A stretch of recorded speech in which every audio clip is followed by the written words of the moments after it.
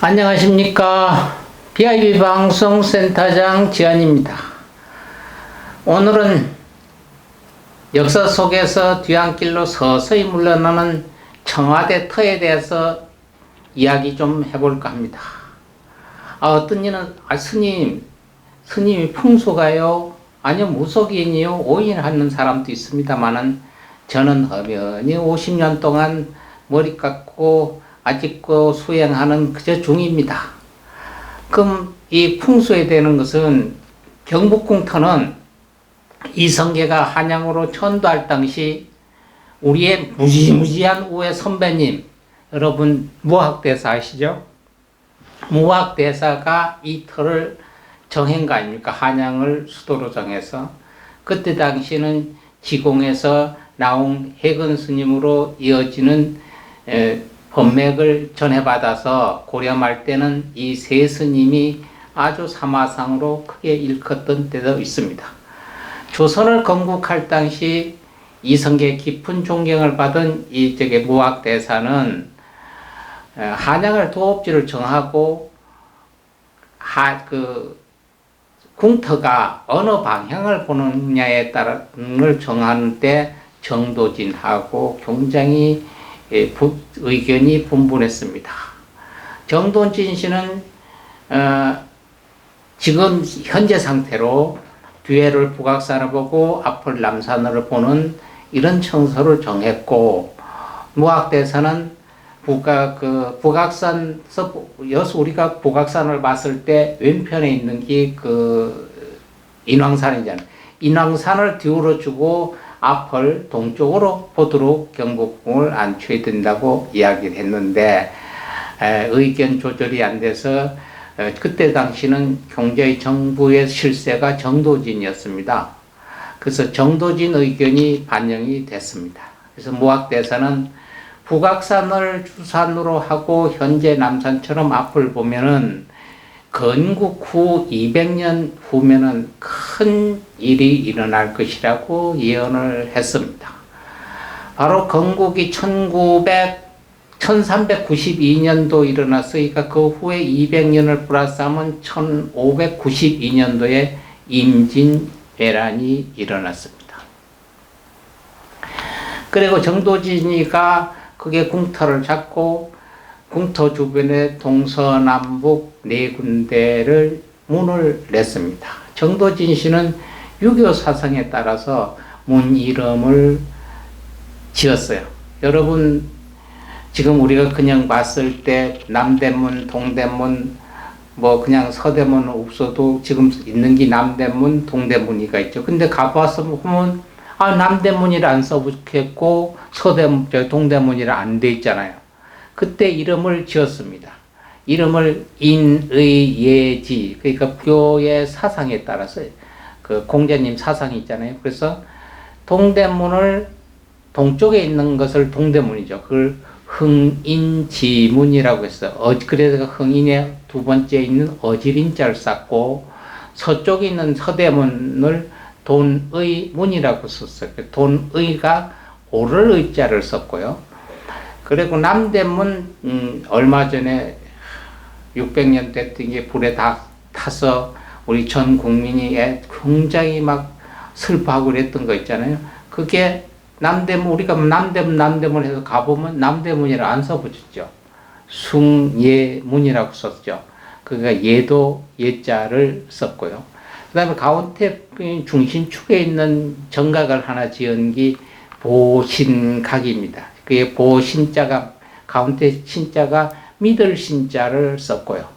북쪽엔 지금은 없어졌습니다. 북대문 해서 숙정문이라고 썼어요. 그래서 그게 숙정문의 가운데 정자를 편안할 정자를 썼습니다. 그래서 인의예지해서 유교 사상의 그 뜻을 따라서 사대문을 정하기도 했습니다. 그래서 북쪽에 있는 것을 숙정문이라고 한 것은 우리가 거기서 일단 남대문, 숭이문, 돈의문 보다가 숙정문이라 이름을 짓게 된 까닭은 많은 백성들이 따르라, 알고 편안해지라고 그 숙정문이라고 지었다고 합니다. 그런데 정도진처럼을 얘기를 했을 때 앞에 정 앞에 건너다 보면 남산이 있겠지. 멀리 보면은 관악산이 바로 보입니다. 관악산은 산봉우로 뽀족뽀족했기 때문에 산의 형성이 불꽃처럼 생겼다고 해서 관악산은 화산이라고 얘기합니다. 그러니까 화산에 화기가 띄우면 경복궁에 화재가 날 위험성이 많다고 이제 정도진이 생각해서 그 경복궁 안에 경희루라고 연못이 있잖아요. 거기 인공 연못이 자연 연못이 아니라 인공적으로 만든 연못입니다. 그 인공 연못을 파서 거기다 물을 그 연못을 만들고 연못에는 용이 살면 물을 많이 뿌린다고 해서 용을 2마리를 만들어서 그 경희루 연못에 묻었다는 소리가 있었습니다. 그런데 그게 사실로 드러났죠. 몇 년 전에 그 경희루를 청소를 하다가 물을 다 뺐어요. 뺐을 때 나무로 목각으로 만든 용 1마리만 발견을 했습니다. 그래서 그 용 1마리 나무 용을 발견해서 지금 국립박물관에 가면 전시가 되어 있습니다. 이것을 그 경희루를 경복궁 화재를 받기 위해서 비보풍수라고 그럽니다. 여기가 무슨 상황이 있으면 미리 그런 일이 벌어지는 것을 예방해서 하는 조치를 비보풍수라고 하는데, 그래서 경희루하고 용이 나왔고요. 그리고 관악산에는 원래 화산이라고 얘기했죠. 그래서 관악산에 옹기에다가 물을 넣어서 관악산 둘레에 몇십 개를 묻었다고 이야기도 하고요. 그리고 지금도 있습니다만 경복궁 그 앞에 정문 있지 않습니까? 그 앞에 가면 보통 사람들이 해태라고 얘기만 합니다. 해태가 아니고 해치입니다. 해치는 그게 해치가 다 해태로 가버렸는데, 해치는 머리에 뿔이 하나가 나 있는데 여기는 이제 뿔을 그리지는 않았어요. 근데 그것은 용과 같이 상상의 동물입니다. 이게 모든 악을 막아준다. 이 하늘에서 내려와서 땅에 있는 모든 악귀를 침범치 못하게 막아준다. 그래서 경복궁에 그때 당시에 새겼던 그 돌 해치가 아직도 그 장소에 있습니다. 그리고 남대문, 숭례문은 가보셨지만 우리가 동이문, 동대문 같은 데 가면 현판이 이렇게 놓여 있습니다.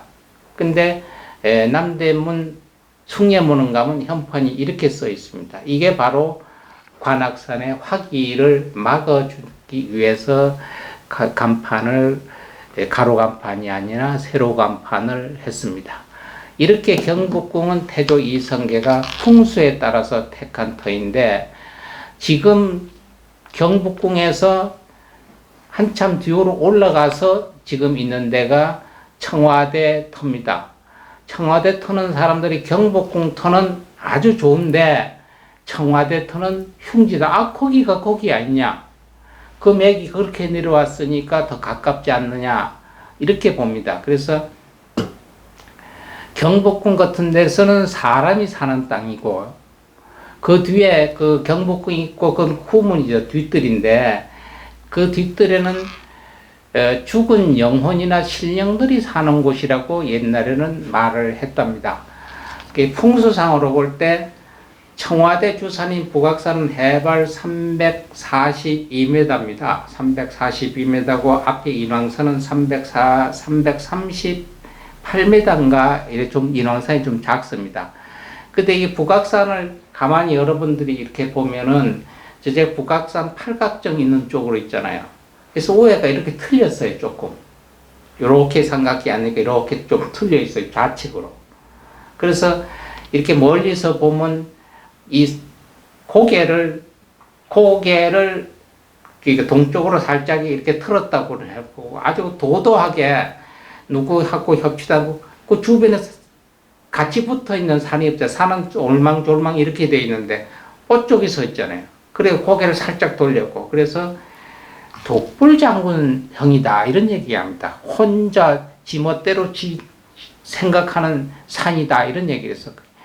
그러니까 멀리서 보면은 이 산이 뭐 하나가 딸랑이 이랬는데 굉장히 주변하고 어울리지도 아니하고 보잘것없이 보이는데 그 조만한 게 딱 버텨 서 있는 모양이 누구 얘기도 않고 지 고집대로 하고 이렇게 보인다고 해서 아주 그게 조금 저기 독불장군 같기도 하고 고집불통 같은 산이다 이렇게 이야기들 합니다. 그래서 청와대에 들어가는 주인들은 그 북악선을 닮아서 고집불통, 독불장군 이렇게 닮아가지 않나 이런 이야기도 합니다.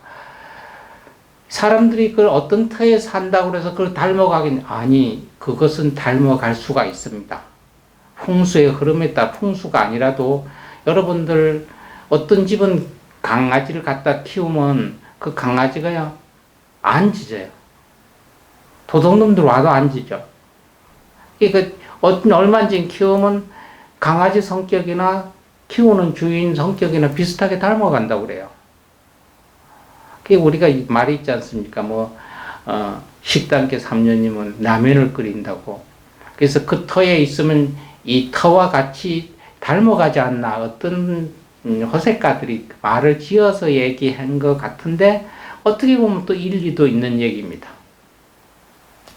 그리고 어머니 같은 주산인, 그러니까 나를 감싸주는 어머니 같은 주산이 머리를 살짝 돌려서 그냥 보지 않고 청와대를 껴안고 있는 자리다. 그래서 그건 외면한 어머니가 외면한 터다, 산이다. 이런 얘기들 합니다. 1968년 1월 21일 날 북한 124부대 소속 무장군인 31명이 청와대를 기습하기 위해서 오다가 들킨 일이 있습니다. 그건 이제 김신조 사건이라고 바로 청와대 옆이잖아요. 그게 그 고개가 이쪽에 북악산하고 인왕산을 이렇게 있는 자리입니다. 이게 있는 자리인데 아주 그 밑을 퐁 뚫어가지고 자하면 터널 냈죠. 그 후에 또 도로내느라 끊었죠. 그래서 북악산하고 인왕산 맥을 끊어놨다. 그래서 황천풍 즉 저승에서 부는 바람을 받는 곳이다. 그러니까 막지 못하고 외지에서 들은 통바람이 바로 청와대 바로 뜰을 내려친다 이렇게 보는 겁니다. 그래서 그렇게 청와대 터는 산의 전기를 바로 이렇게 받지 않고 격가지 우리가 나무에 보면 원가지가 있고 이래 있으면 이렇게 나가는 건 원가지라고 얘기하고 이 원가지에서 옆으로 나가는 건 격가지라고 합니다. 그래서 이 원줄기가 아니고 원줄기 옆에 곁으로 흐른 가지다 이런 얘기를 합니다. 그리고 그 경복궁 터 있는 데서 한참 뒤입니다. 거기서 걸어가 보면 한 15분, 20분 정도 걸려 뒤뜰에서 지금 청와대까지는 조선시대는 여기를 칠궁이라고 했는데요. 이 칠궁은 어떤 한마는 후궁들 있잖아요. 후궁들이 거처한 자리라고 합니다. 후궁들은 임금님을 한 번 어떻게 모셨다가 후궁이 된 뒤에는 1년에 한 번 보나 마나 평생 한 번 보고 마는 현상도 있고요. 이런 후궁들을 거다 거처하게 했고 후궁이 왕자를 낳고도 소외돼서 쓸쓸히 여생을 살다 간 곳입니다. 그러니까 여자들이 거기서 얼만큼 한이 서려 있는 곳이겠어요. 그래서 원망도 많이 하고 이랬고 그리고 무수리들이 살다가 죽으면 임시 낙골이 될 때까지 거기다가 무덤도 해서 묻었고요. 또 군사들이 총칼 가지고 사람을 죽이는 훈련을 사용했던 자리가 바로 지금 청와대 자리라고 합니다. 그러니까 그 자리는 굉장히 경복궁에서도 버림받았던 땅이 된 것이죠.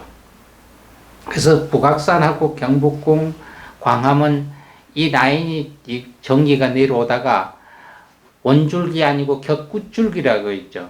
곁줄기라도 이어가는 목인데 밑에가 경복궁이면은 위에 목덜미 같은데 지금 청와대가 있습니다. 그래서 일제시대 때 일본 놈들이 경복궁의 그 직위를 막기 위해서 앞에다가 그 주들 그 저기 그뭔 우리나라를 하는 그 건물 지었죠. 해체했던 거. 그리고 뒤에다는 그 자기들이 이 총독 관절을 지금 청와대 자리에다가 지었어요. 그거를 그때 모양새로 큰 대자 모양으로 이렇게 그 지었고요. 앞에 있었던 그 총독 건물은 지금 경복궁 그 입구 들어간 정문 자리를 걸고 거기다가 자기들 졌을 때 밑에 주추가 한일자로 밑에 주추를 놨고요. 지금 서울 그 서울시청 자리는 위에서 내려다보면 기초가 본자. 그러니까 대일본 이런 현상으로 우리나라 맥을 끊기 위해서 이놈들이 거기다가 지었는데 총독 관절을 거기다 지은 것이 저들이 잘못이었죠.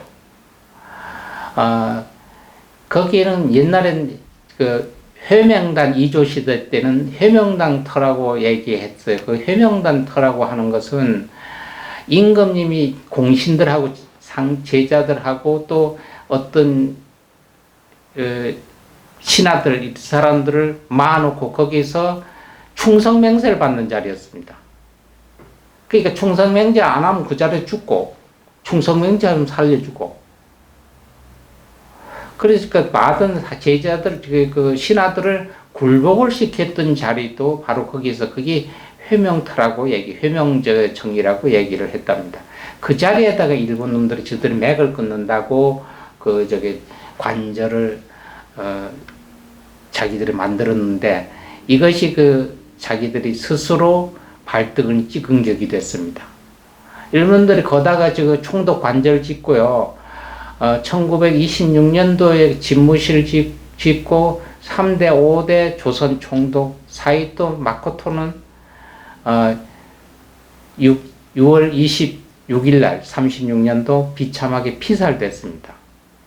거기 짓고 그 다음에 1937년부터 39년 2년 사이에 청와대 관사를 지은 7대 총독 미나미지로도 2차 대전 후에 전법재판소에서 무기 선고를 받았습니다. 다른 총독들도 이와 비슷한데 바로 그 자리에다가 총독 관절을 짓고 6년 만에 일본 놈들이 패망했습니다. 그 후에 우리가 그 해방 이후에 미 군정이 들어와서 미 군정이 거기서 관사를 쓰다가 이승만 대통령이 그 자리에 눌러 또 들어갔죠. 그럼 청와대가 생기고 거기에 우리나라 역대 대통령이 들어간 건 어떻게 했느냐. 대충 뭐 짐작합니다만은 초대 대통령 이승만 대통령이 청와대 입주해서 2년 후에 6.25 남침이 있었죠. 북한에서.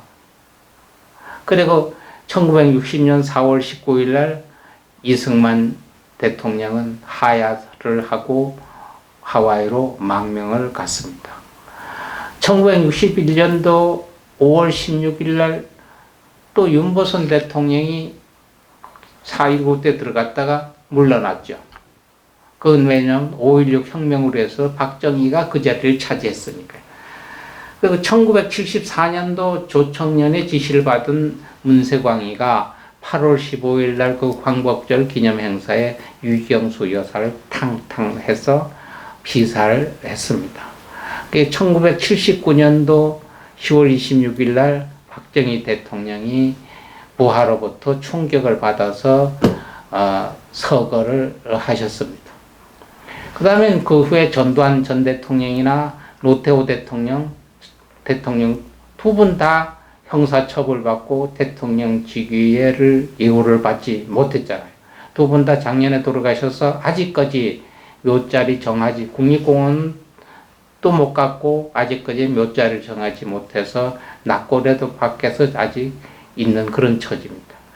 그 다음 김영삼 대통령은 괜찮잖아요. 김영삼 대통령 본인은 나라를 부도를 냈고요. 그리고 아들이 소통해서 영창을 갔다 왔고요. 그 다음 김대중 대통령도 건강이 많이 악화가 됐고 북쪽에는 핵무기를 개발하게 됐고 본인 아들도 영창을 갔습니다. 그 바톤을 받은 노무현 대통령은 바로 나오자마자 자살했죠. 그 바톤을 받은 이명박 전 대통령은 지금까지 아직 사법 처리가 되어서 형에서 수감되고 있는 상황이고요.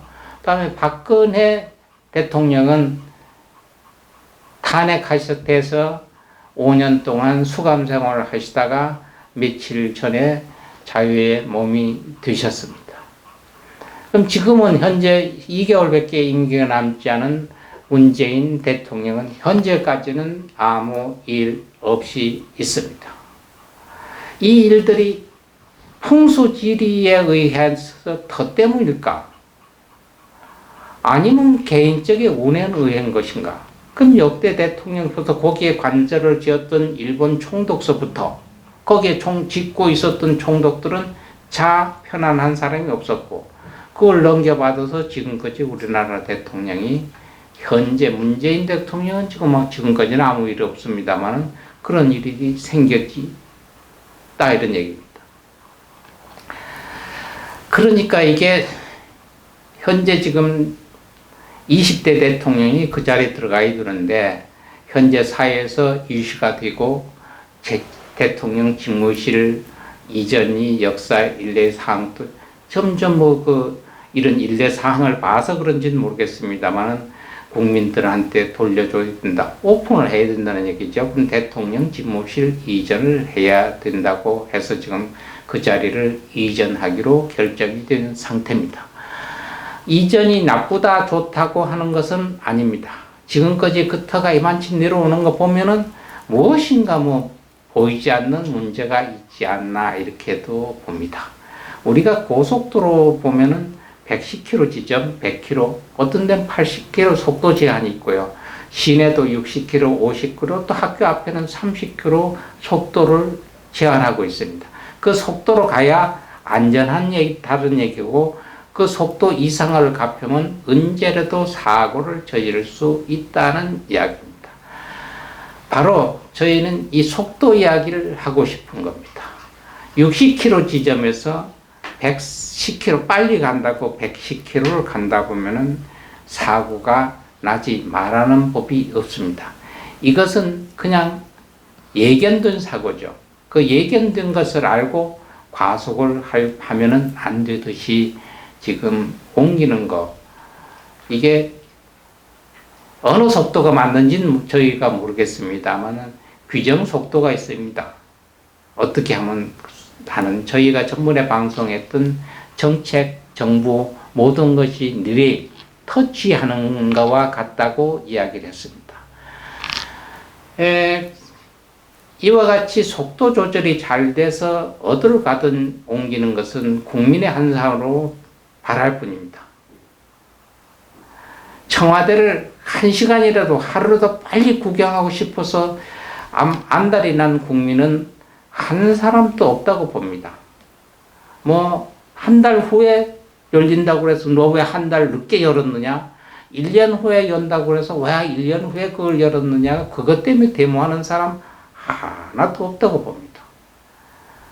그래서 조심스럽게 30km 지점은 30km, 50km 지점 50km 옮기고 정권 이양 이건 몇 킬로인지는 저희는 잘 모릅니다.